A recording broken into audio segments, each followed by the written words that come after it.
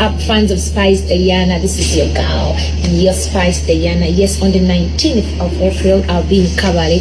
I'll join General Mohoz Kanerugaba for the special border opening Thanksgiving. Guys, be there. It's going to be amazing. Lots of fun, lots of entertainment, and I'll perform all your favorite hits. Yeah, don't know City Regular and many. Sisobola kulaba nsobi nesijogera ko ebyo byasama ebivevenga munjasama nnyo temuddamu okungoberera temungoberera mbwa mmwe munveeko bifala wigwa mubabira monsasula temukiddanga mu mbwa mmwe atayagala video tajiraba kumanyoko mbagamba ko muzirabe monsasula mbwa mmwe following temufula winganga gwe bala mwense n'oligikuta bagikutumana Museveni ne mutabanyiwe mugenda kusitula ettaka lya Uganda yonna sente zonna muzitwale. Abantu abatakuta byansi, abantu abatasiima, mutandise n'okuyingira mu entertainment industry. Musa ebitone by'abaana. Spice Diana, abantu badenga bamanya ali kusaidia abantu. Ngeri akafani basic ayinamu, bagamba ali nafa abanaku. Ng'akola bulungi charity ze. Paka Balamu ne Muhozi, we mututereka fani basic ayina. Sometimes mugamba njogera Kyagulanyi timpagira Kyagulanyi ne Kyagulanyi abantu bamulidde munyo olukwe. He felt betrayed. Ze siraba ko babi ng'agenze ku mukolo gw'omuntu yenna bukyanga Israel wendonga abaawo ng'omugenyi omukulu yasola gwa Spice Diana kitegeeza Kyagulanyi abadde atola Spice ng'omuyimbi we naye golooza awulira atya ng'oyimba omuntu abantu gwe baganyina okumumiitinga public yagambye Bobi Wine togeza no meetinga mu house omuntu gwe bagobye public gwate omuyimbira otya njagala babuya kintu kimu nti Balamu wadde Satan ali kama Muhozi wadde Satan of this industry mutusude dalu mutusulumiza obwavu kati nga mulina tufugisa busente kati wili nuwaji omukazi gwempagira sijja munanyanya kuba yennenya management ye yagendera ku biragiro by'abantu Spice Diana w'abantu era public eseze kunyigira Spice Diana atenge ebaddewo mu mbeera yonna kuli sizimu zonna zibakoze nga public weeri mwe mulowooza ensi eno mugenda gimalako mutya mwe mulowooza bano abantu abanaku abatalina ddoboozi abatalina bwogerero bo tebategeera muli mukuba kampayini eyo mugaze mubatuta kuba kampayini fe tuzize mikono tukera ku Facebook na kwasa bana mutanaba maso no video yikosi na maso obongo bunuma obusungu bunuma simanyi kiddako nange bana Uganda munsabire simanyi kiddako nange simanyi kiri mu Uganda nganzo kera ku machanga ndaba abana bagenda kubira mu Muhozi campaign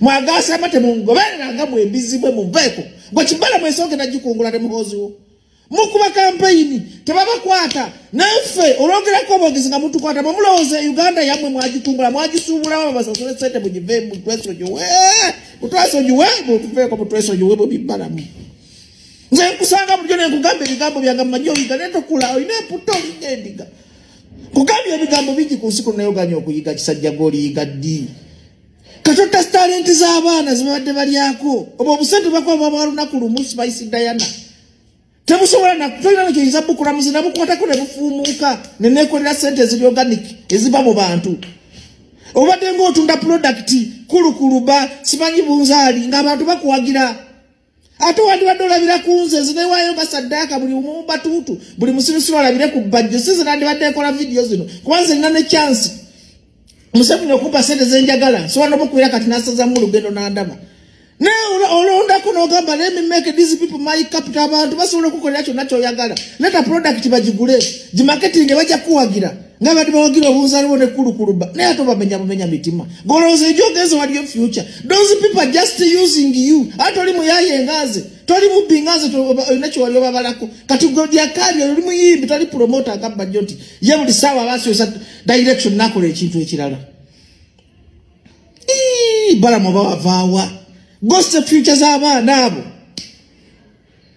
gwatuleta ki project kyo n'okitusibako paka n'okipromotize kati otandise n'okuyingira mu music industry ojono giyuzayuze kati saawa zino how do you feel bano abantu abakubeereddewo Spice bawulira bati golowooza ensi ekutwala etya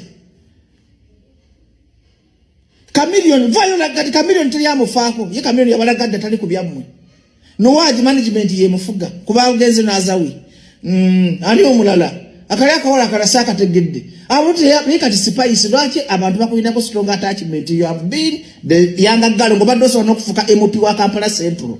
Bobby Wine yandikumye card nandigenze wa Bobby sola kunula Bobby mu face natakuwa card. Omuntu wandi basi kali noga nofuka MP. Wandi basi nobero mukano okola initiative nofuna badona kubanga oyine eddobozo oli muyimbi otogenda kuyimbira mu campaign eyo bobyalo baba spice. Right mukazi lwaki mulowooza obuntu obutono muhoza akwadde milioni 10 oba 2 ezitagenda kufukola akolanya future yo. Bagiye kwata obuwumbi bakaaba babivaamu ate gwe ngoleeta embaligolwa milioni 210 golosambu bakwagala nnyo namukwaya ekisooka gwe namukwaya mukasanze nkugamba lwaki oyigira kunsubiza mukasa n'okula nogawera mukasa ayogera kino lwaki muta future yammwe lwaki temubeera wana abantu bali mu sente nyingi nnyo okusinga regime nga bwe mulowooza. Make these people better product ku market abantu bagiziride ne loko beefuulire tobawadde products badde bazigula bakubeereddewo mu misango gyonna bakubeereddewo mu kulisisimu zonna oluzungulufu bakubeereddewo mu mbeera yonna ate basasudde ekyo spice golaba bafa kamiliyoni olaba bafa ku nuwajo bazawo bubulandi zaabwe tebetaakiga ku bantu nti bali ku saidi yaabwe. Nja kwogera ebiyitira kansirike nja kuba brief state briefing naye spice balamu muhozi Museveni temugenda kukungula nsi eno bali bize bo bakuba campaign fe tuli mu petepete wozi ti Bobby Wine yanjogeddeko nupu muvaye ne strategy namwe mutandika okuba campaign muzukuke muve bukunga ngate mulekera nyanzi yeka yakunga bona abasajja bali serious kazi batandise basokola mu abantu kigambo nti okwata Bobby Yanga bayimiriza convoy ya Spice Diana ne bamupikinge mabeka mu butu ne bamutwala nesira yango Spice ngo positize Bobby Yanga. These people have a long plan to rule and to disturb our country if you don't raise up and raise up your voices. Remember no busongo jogera to busongo lufunga tamale milondi.